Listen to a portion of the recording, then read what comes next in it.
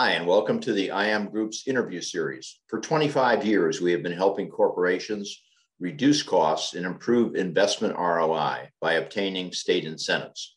We've also helped corporations to do more training or higher quality training through employee state training grants. Today, my guest is Dave Johnson, who will be able to give us terrific insight into today's medical world. Dave's career has been as a C-suite executive in the medical field, both in medical manufacturing companies and also in provider companies. Today, he is a principal of a private equity company. Let's get to the interview so Dave can tell us more.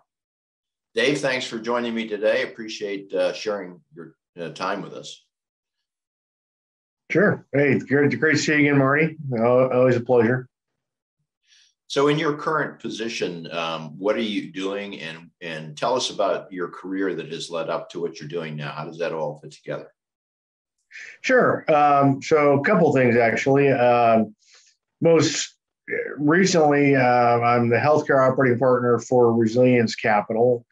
And as the healthcare operating partner there, I was the CEO of one of the portfolio companies called Innovatus Imaging, which was a radiology MRI company, and we specialize in the repair devices. And I left that the end of April because they're in the process of liquidating the asset.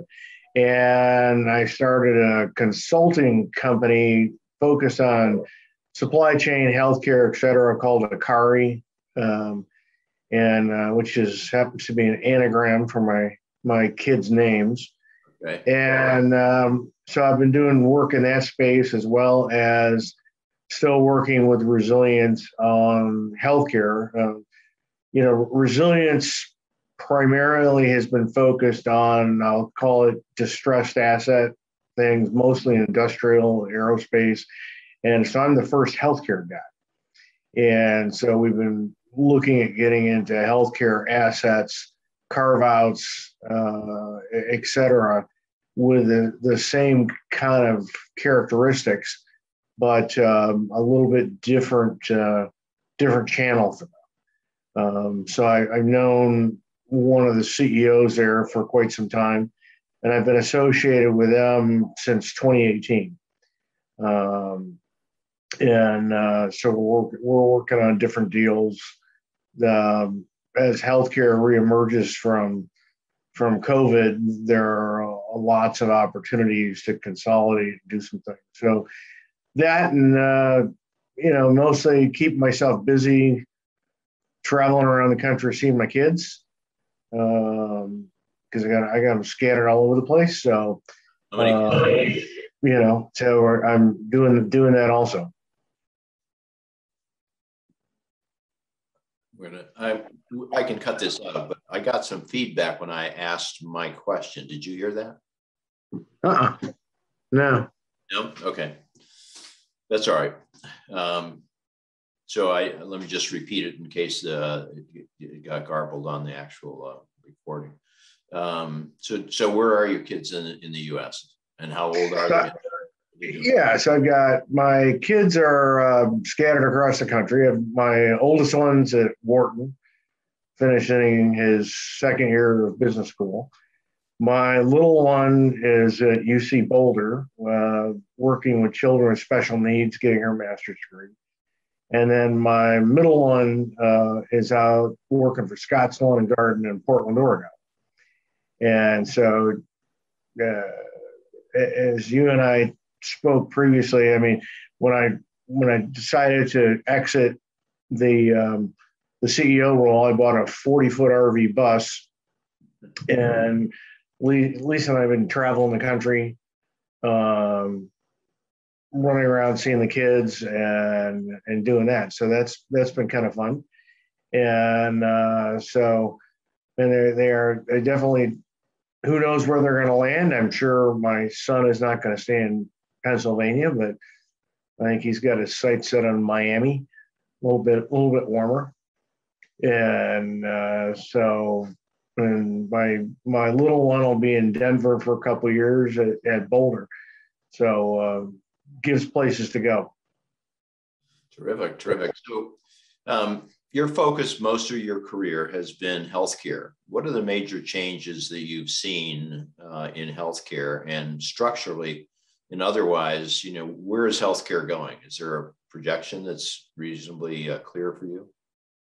Yeah, I mean, I've been in healthcare since I got out of business school at Michigan State and got my MBA there, and was going to go to medical school and then decided to go to business school instead, and spent actually my whole college career to become a surgeon, and then decided to go to business.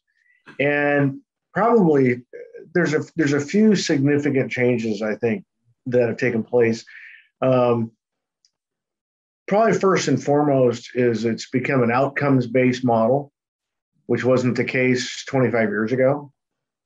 And so by that, I mean, it's very much quality of care, patient satisfaction, et cetera. CMS has two programs called MIPS and MACRA, which are really focused on how you get paid as a provider. When I was the COO at US Acute Care, we got about a $9 million kicker because of the quality of care we provided in the ERs. And so that's an ongoing program. So that's wildly different than what it was 25 years ago. I think the other couple big changes really are the direct marketing to consumers to try to bring them into the mix. And I also had at US Acute Care, I had 49 pay for performance contracts. So you had reimbursement that was bundled in certain modalities, and then you got paid on how you performed against those modalities. That's a big change. And I think the last most significant change is the power base of decision making has dramatically changed. So you've got a number of large institutions like here in Cleveland, you've got UH and Cleveland Clinic, where they have insourced what used to be what are called democratic practices. So you'd have radiology and ER and all these other things that docs own the practices. Well, that's not the case anymore. They either work for guys like me or they work for the hospitals now. That's probably the only major outliers are neurology and cardiac. So you see a lot of that shifting around. But the other piece is that the decision-making process in healthcare now has shifted to professional supply chain people. And so they've really gone out and recruited from like automotive and other non-traditional spaces that have supply chain professionals. And it used to be, if I was a sales rep back in the 90s, my call point was the doctor, and the doctor made the decision, and the doctor got what they wanted, and blah, blah, blah. Today, that's not the case. I mean, you'll get a supply chain person working with a healthcare provider saying, pick the two you want, and I'll make the decision based on economics of the contract, return on investment, et cetera. So it's really changed quite dramatically. And I think, Marty, the other thing is risk. With the litigious nature of healthcare, it used to be the techno widget of the day people got all excited about. Well, today, if you can produce a new widget and it better have improved outcomes at a lower price, or you're not getting on the dance floor. And that's changed dramatically also. And docs are generally, contrary to what a lot of people think, providers are generally risk averse. If I get used to using a device, I'm comfortable with performing on Marty with a particular device. I don't have a big incentive to change. I really don't.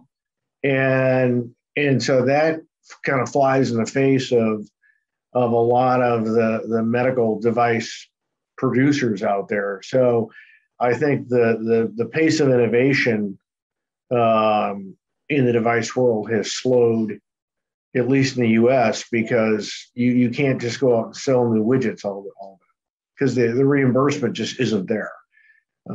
It's increasingly difficult to get things classified and coded. And so, people are comfortable in their old shoes.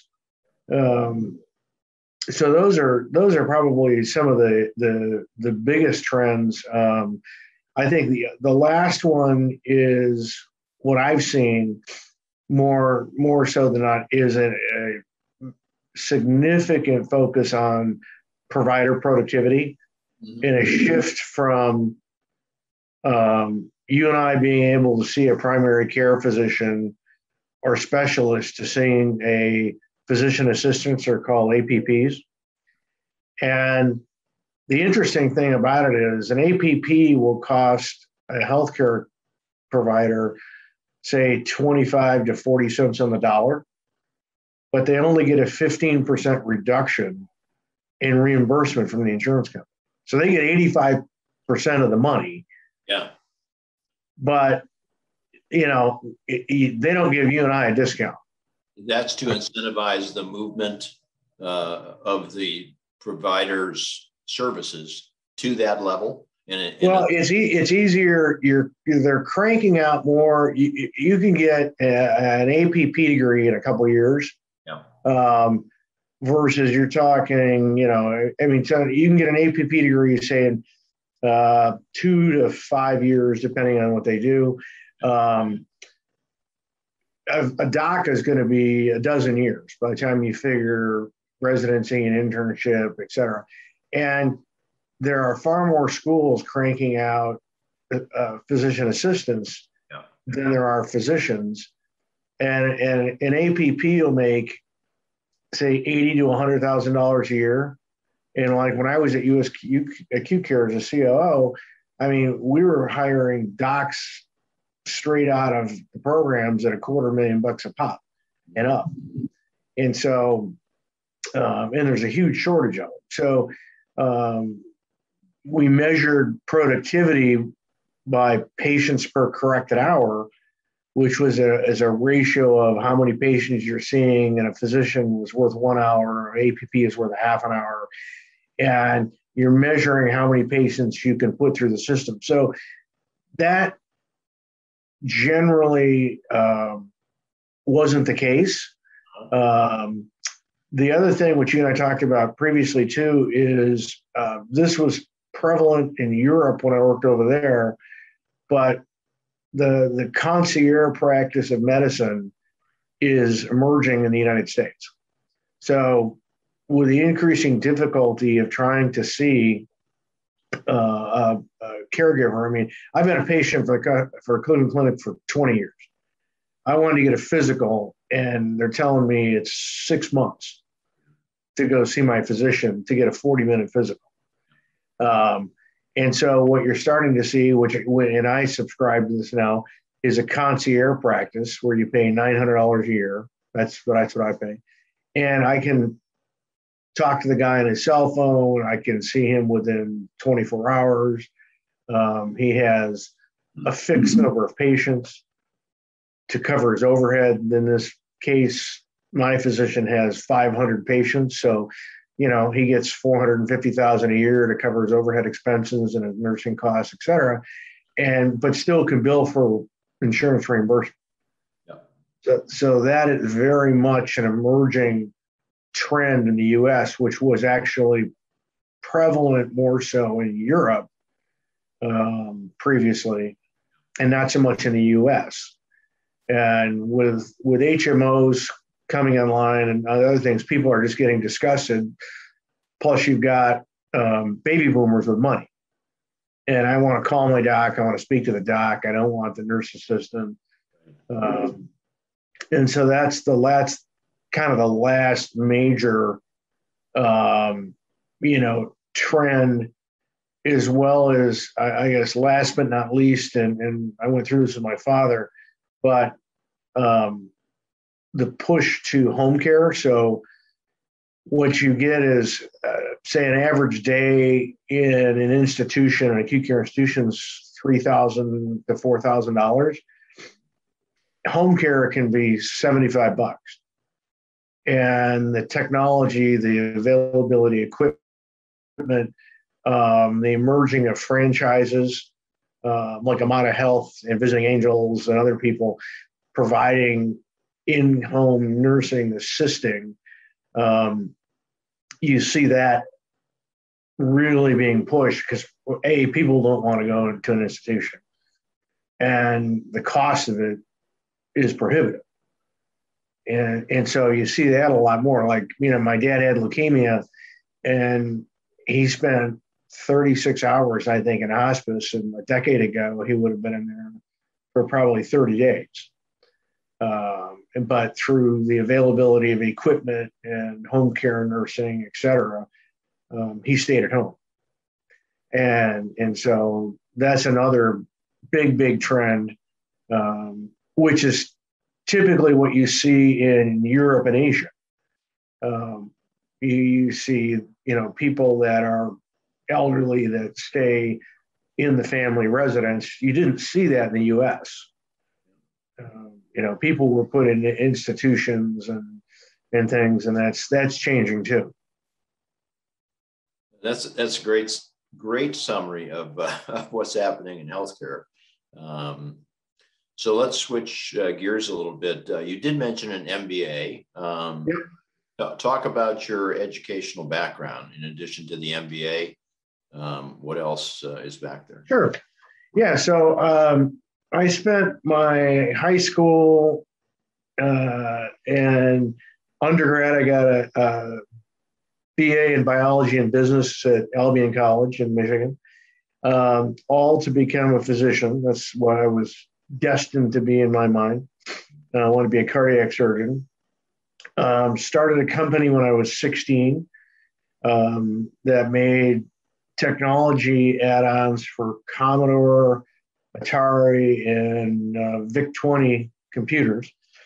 And when I got to be a junior, kind of took a left turn. I got accepted to Michigan and Northwestern med school in Michigan State, and then took a left turn and said, I'm going to go in business. And I took, ever since then, have taken that capability of translating the medical world into medical devices. So that's why I went to Michigan State and got my MBA in operations supply chain, and was able to get a patent on a novel medical device, and have been doing medical device creation and innovation since I got out of school. I went to work for Stryker, and was one of the guys. If you see those yellow cots that come out of the ambulances called the Rugged, I was one of the co-inventors of that product.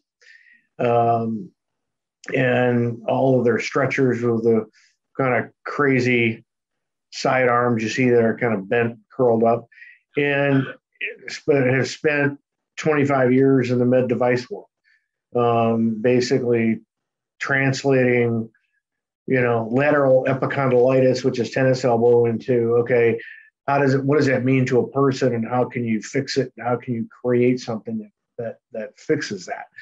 And that's been kind of a blessing and a gift of being able to do a lot of that. So I've held many executive positions with private and very large public med device companies. Most recently I ran STERIS' surgical group, which is a global surgical platform.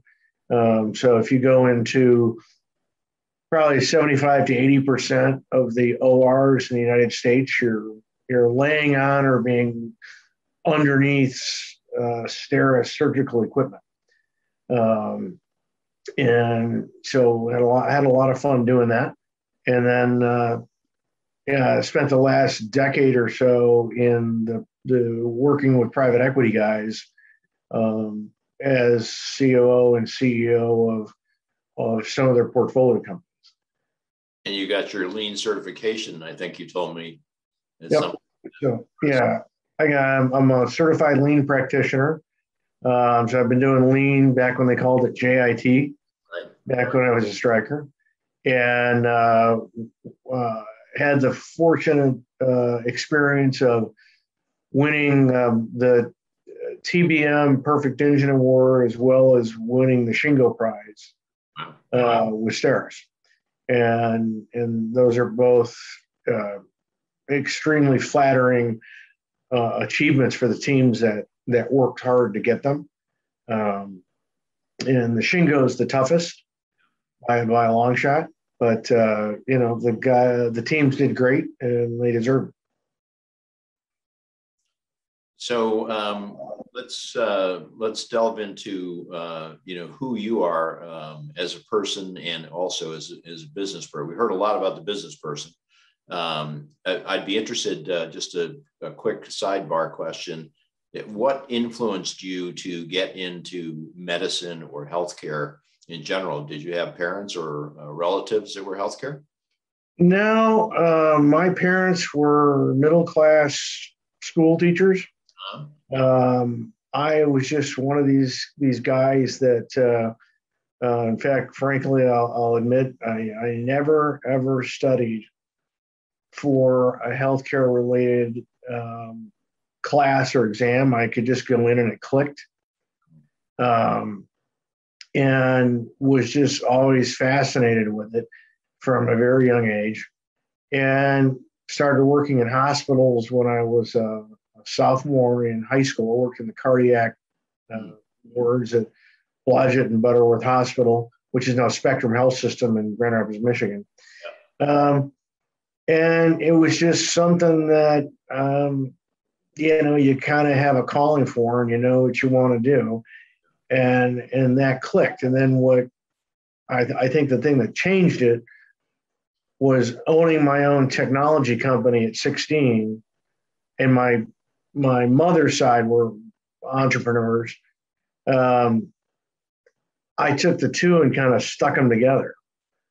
And so that's when I got into, okay, I'm going to take this thing called healthcare medicine. I'm going to take the other part of it, which is ideation.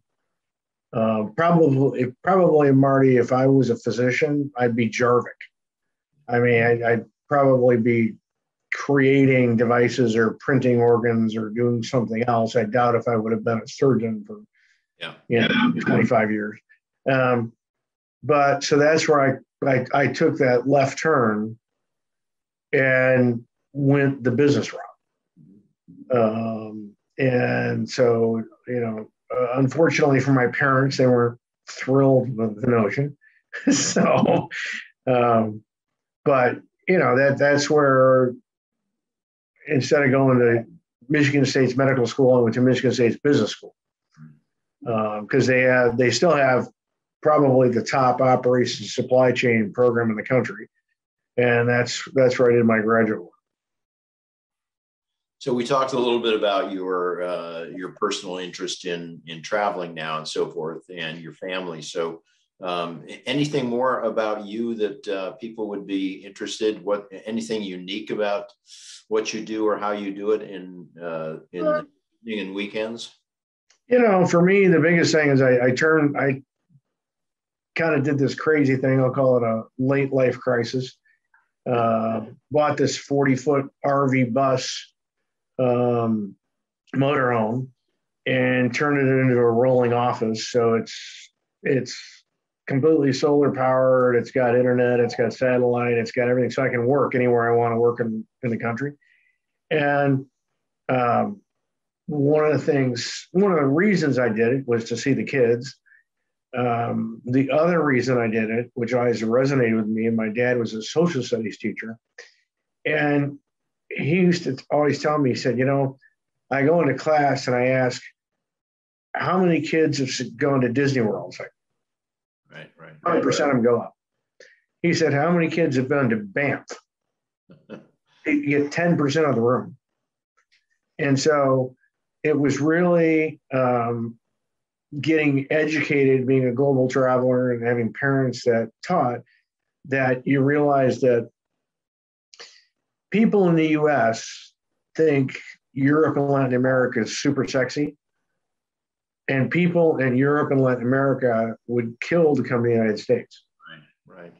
And so it was always amazing to me how few people actually appreciated their own country.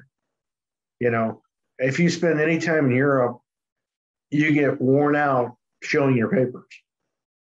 You know, and you can travel anywhere in the US and you've got unequivocal freedom. Yeah. And so that's where I kind of decided in my late 50s that I was going to just go see the country, go appreciate what was out there. So that's why I did what I do, and I've got some other hobbies. I'm a machinist, so I tend to build a lot of things. For reasons of political correctness, I won't tell you what those are.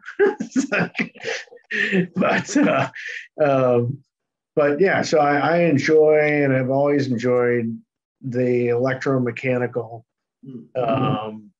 creative side of things. And in fact, I've still got my first check on the wall of somebody who wrote me a check for $75 back in 1976 for the first device they ever bought from me.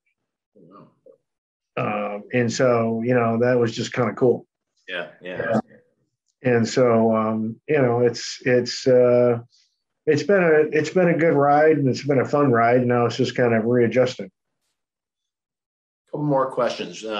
There's a huge amount of uncertainty. It seems like more uncertainty than ever before from my perspective and so forth. What's your projection as to, will we adjust to a higher level of uncertainty and just make the adjustments that are necessary? Or do you think some of this uncertainty will go away? What's your perspective?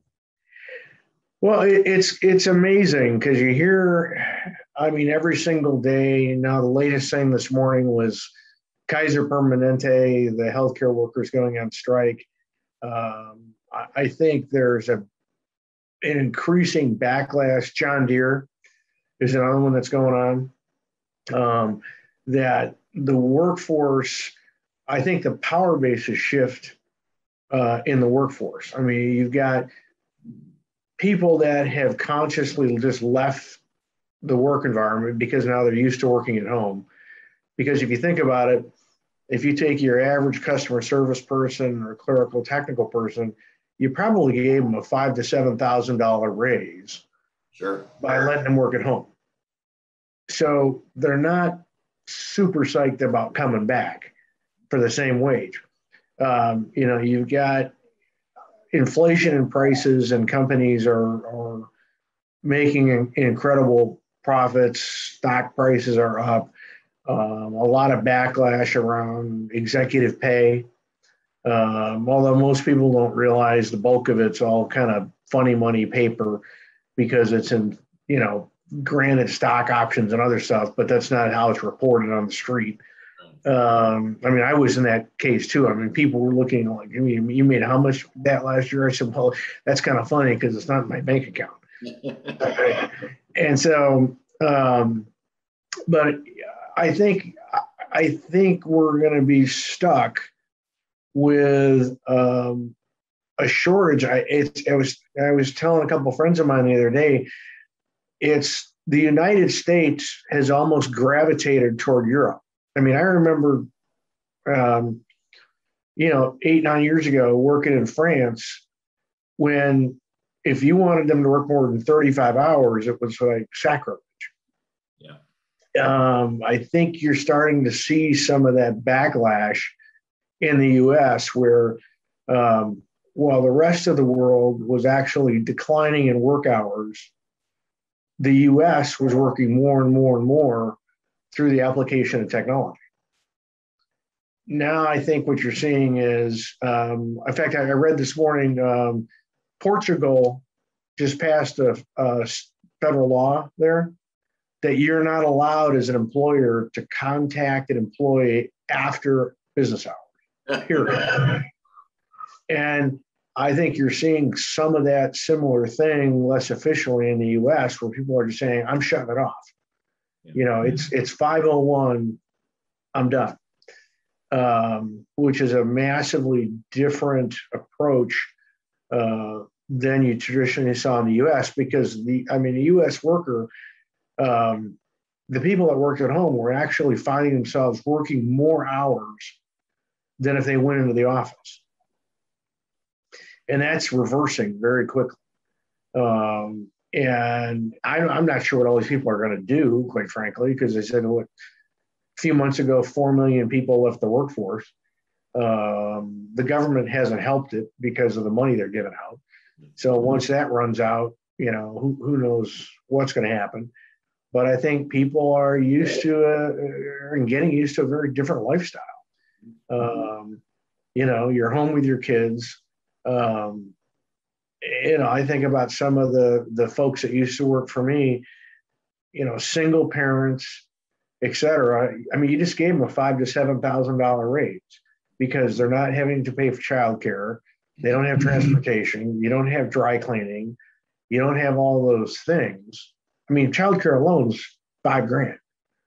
And so they don't want to go back, and they can afford a different level of lifestyle. I think the other thing that's happened with it is it's forced a lot of U.S. companies to make significant infrastructure technology investments.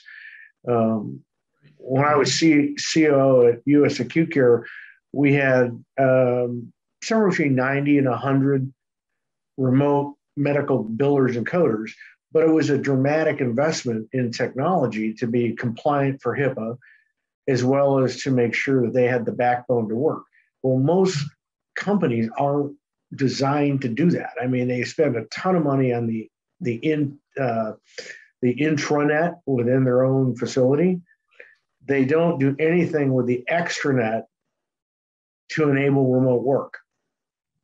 And so that, I think, is going to continue to evolve and change. I mean, my daughter, who works for Scott's Lawn and Garden, she hasn't been in the office since March of 20, and they've just told them they're indefinitely not having people come back. And so they're making huge investments in technology to allow her. I mean, she works for Scott's in Columbus and lives in Portland, Oregon. And so, they're just making these investments that, you get used to the time zones and all the rest of that stuff, but how do we accommodate people working? And I think it's sort of given a shock to the system in the US to get caught up. Because I used to work a lot with Asia, Latin America, other things. You've got anywhere from Latin America is a 1 hour time difference. Asia can be 12 to 13 hours, depending on daylight savings time. And so you kind of get used to, my day starts at 6 a.m. and ends at 8 o'clock at night. The U.S. hasn't been used to that in dealing with how do we accommodate that workforce. And what do they call them now? The Generation Zs. I heard the latest one is a Generation Alpha, whatever the heck that is. I've got 3 millennials, and it's all about it's a lifestyle versus the traditional, I would say, American view of work, which was it's all about the job in the career. And that's changed dramatically. And personally, I've struggled with trying to adapt to that. And then, I laugh at myself. I said, who's smarter, them or me? And quite frankly, I think it's them. So, those are some of the big changes, but I don't think the work shortage is going away. I think there's just population that has just exited the workforce. I mean, Marty, I can't remember the amount of help wanted signs in my entire work history that I've seen today, or the number of companies from trucking firms to grocery stores offering signing bonuses. I mean, signing bonuses were limited to executives 10 years ago. I mean, they're hiring truck drivers with $5,000 signing bonuses. You know, that's just, it's wild. Trying to get people that actually want to work. So, Dave, as I said in the beginning, I wanted to thank you at that point in time, and even more now, for sharing your time with us, and especially your thoughts. It's been fascinating to get the insights that you've generated over the number of years you've been in business. Thanks very much for your time. Thanks, Marty. Good to see you again. Yeah, take care.